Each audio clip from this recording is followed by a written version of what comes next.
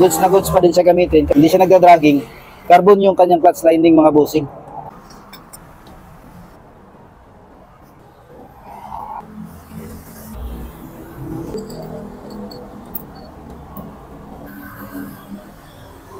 Ito yung version 2 na gamit ko mga bossing.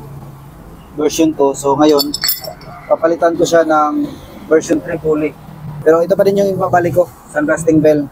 Goods pa din siya kasi hindi siya nagda-dragging. O ayan mga boss, buksan natin yung ating speedy clutch kit para makita nyo mga boss kung gaano kasulid yung speedy clutch kit ni Pitts Bike mga bossing. Sun blasting bell to siya. Sun blasting bell. Ayan.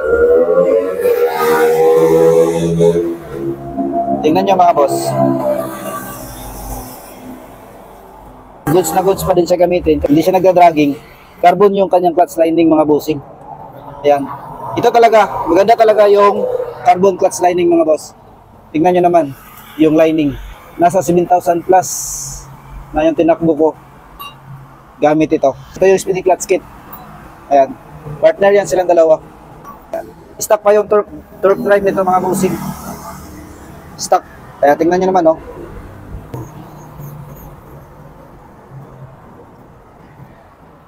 Ito yung version 2 na matagal ko nang ginamit mga bossing. Till now, tingnan nyo naman. Ayan. Pero gusto ko lang magpalit ng version 3. Solid to mga bossing, pang matagalan na pulley. Copper yan dito mga bossing oh. Yan basta-basta. Malinis na yung ating bell mga bossing. At yung ating clutch assembly. Speedy clutch kit, ibabalik ko pa din to mga boss. Goods na goods pa din. Maniwala kayo at sa hindi. 7,000 plus na yung tinakbo ko dito mga boss. Carbon clutch lining yan mga boss. DIY lang to mga bossing kasi hindi naman tayo mekaniko eh. Yan. Balik ulit. Sun blasting bell.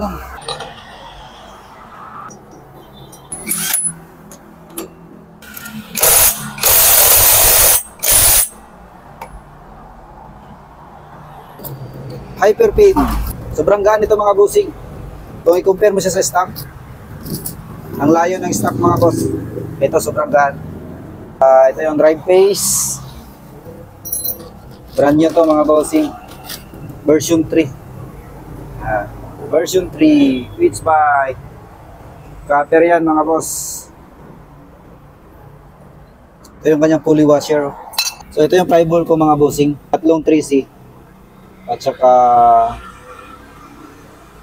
tatlong 12. Pitts Bike yan mga bossing. 3C at 2C. Lagay na natin yung backplate. Yun o. Ayos ba? Hyperpin.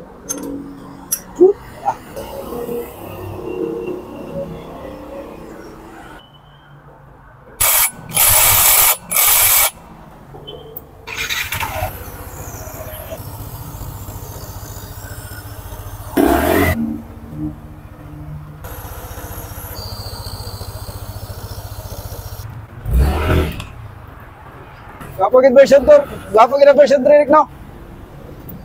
Version 3 ba? Nagkuhan ako, Nag-kumbi ko.